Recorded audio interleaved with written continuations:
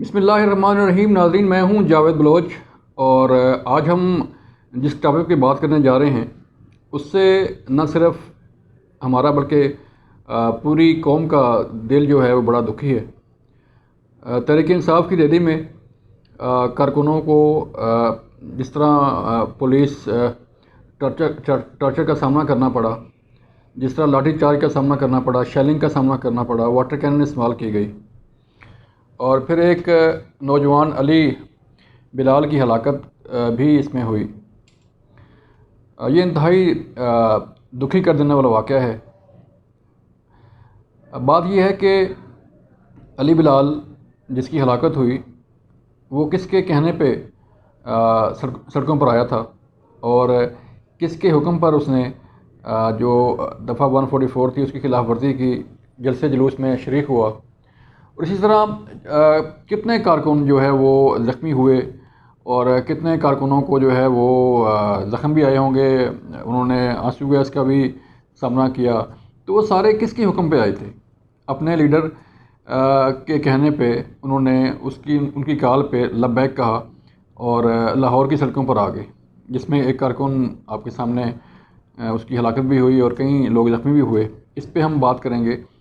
اب تک کتنے کارکن جو ہیں وہ اپنے لیڈران پر، جس میں عمران خان صاحب بھی شامل ہیں، باقی جو سیاسی لیڈر ہیں وہ بھی شامل ہیں، کتنے کارکن جو ہے اپنی جانوں کا نذرانہ پیش کر چکے ہیں، کتنے کارکن جو ہے وہ بے روزگار ہو چکے ہیں، کتنے کارکنوں نے اپنے کاروبار چھوڑ دیے، نوکریاں چھوڑ دیں، ایون اپنا گھر بار چھوڑ کے اپنے لیڈروں کے پیچھے چلے، اور انہیں کیا ملا، کیا صلہ ملا.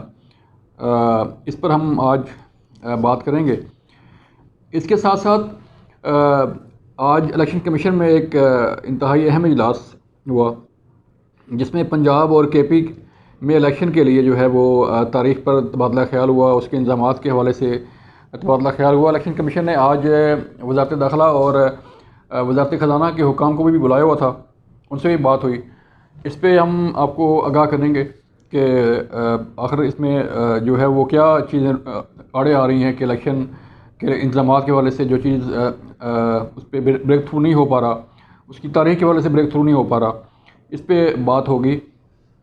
اور پھر الیکشن جو ہے وہ نیب کی طرف سے آج 9 مارچ کو عمران خان صاحب کو طلب کیا گیا تھا، لیکن وہ پیش نہیں ہوئے. اس پہ توشہ خانہ کیس میں کیا پیش رفت آگے چل کے ہوگی، اس پر بھی ہم آپ کو آگاہ کریں گے. شروع کرتے ہیں. ناظرین، لاہور کی سڑکوں پر تحریک انصاف کے چیئرمین عمران خان صاحب کے حکم پر ایک ریلی کا انعقاد کیا جاتا ہے، اور ریلی میں کارکنوں کو کال دی جاتی ہے کہ عدلیہ بچاؤ ریلی ہے، الیکشن کمپین کی ریلی ہے، اس میں تمام لوگ شریک ہوں. دفعہ 144 کا نفاذ ہوتا ہے. کارکن سڑکوں پر آتے ہیں، اور جو پولیس کو احکامات تھے انہوں نے اپنے باسز پہ کے حکم پر قانون ہاتھ میں لینے والوں کے خلاف جو ہے ایکشن لیتے ہیں پولیس.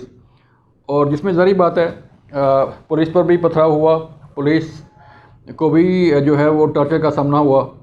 کارکنوں نے ان پر حملے کیے، پولیس نے کارکنوں پر جو ہے وہ لاٹھی چارج کیا، آنسو گیس کا استعمال کیا.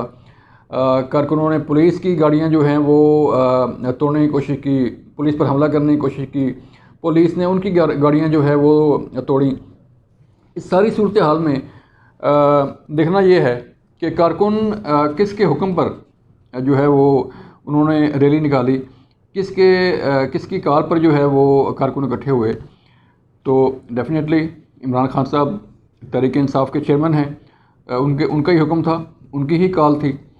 لیکن اس تمام تر صورتحال کے بعد جو علی بلال کی ہلاکت ہوئی وہ دل دہلا دینے والا ایک سین ہے، واقعہ ہے کہ کس طرح علی بلال اپنے گھر کو چھوڑ کے جو ہے وہ اس ریلی میں شریک ہوا. اس کے خاندان کے لوگ جو ہے وہ اس کا انتظار کر رہے تھے، لیکن انہیں ان کی لاش ملی.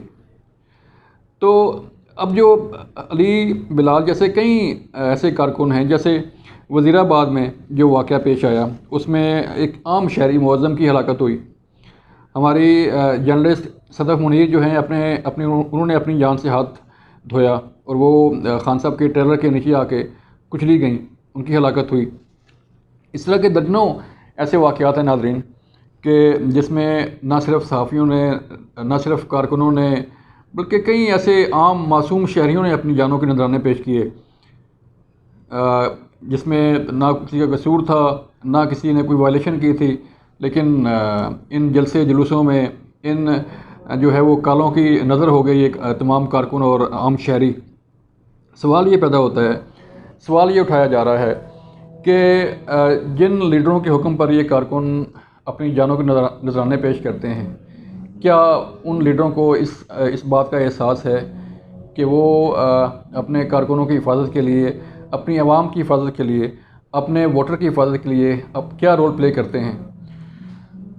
سوال یہ اٹھایا جا رہا ہے ناظرین کہ عمران خان صاحب کو اس ریلی میں موجود ہونا چاہیے تھا، جس ریلی کی انہوں نے کال دی تھی، جس ریلی کے لیے انہوں نے احکامات جاری کیے تھے، اس میں ان کا موجود ہونا ایک انتہائی اہمیت کا حامل ایک امر ہوتا کہ وہ ریلی کو خود لیڈ کرتے۔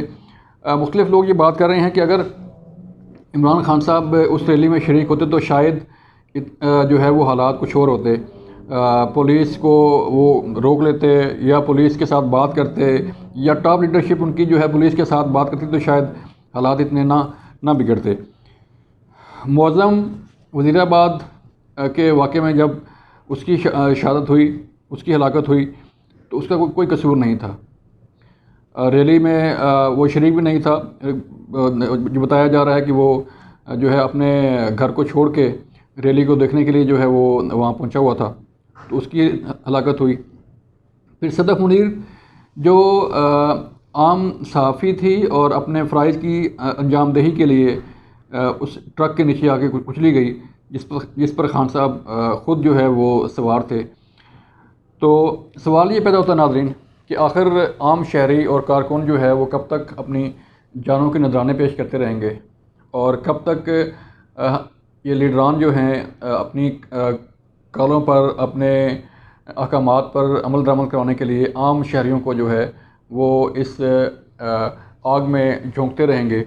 اور یہ آگ ان کی لگائی ہوئی، کسی کارکن کی لگائی ہوئی نہیں ہے، کسی ورکر کی، کسی عام شہری کی لگائی ہوئی نہیں ہے۔ لیڈران کے اپنے جھگڑے ہوتے ہیں، عمران خان صاحب ہوں یا کوئی اور لیڈر ہو، ان کے اپنے جھگڑے ہیں، ان کی اپنی جو ہے وہ چیزیں چل رہی ہوتی ہیں، لیکن مارا جاتا ہے عام کارکن۔ جس کاز کے لیے کارکن جو ہے وہ اپنی جانوں کے نذرانے پیش کرتے ہیں، وہ کاز ہمیں جو ہے وہ کہیں نظر نہیں آتی۔ آج ایک بات ہوتی ہے تو کل دوسری بات ہوتی ہے، پرسوں کچھ اور ہوتا ہے تو پھر اس کے بعد جو ہے وہ کوئی اور یو ٹرن جو ہے وہ لیا جاتا ہے، اور پھر اس کے بعد حالات کیا ہوتے ہیں اب سب کے علم میں ہے۔ دیکھنا یہ ہے کہ یہ سلسلہ کب تک رکے گا اور کہاں تک جا کے رکے گا۔ شاید ابھی کئی لوگوں کی جانیں اور قربان ہوں گی، کئی شہریوں پر جو ہے وہ تشدد ہوگا، کئی جو ہے وہ لاٹھی چارج کا، آنسو گیس کا جو ہے وہ سامنا کریں گے، تو اس کے بعد حالات پھر بھی نہیں بدلیں گے اور یہیں چلتے رہیں گے۔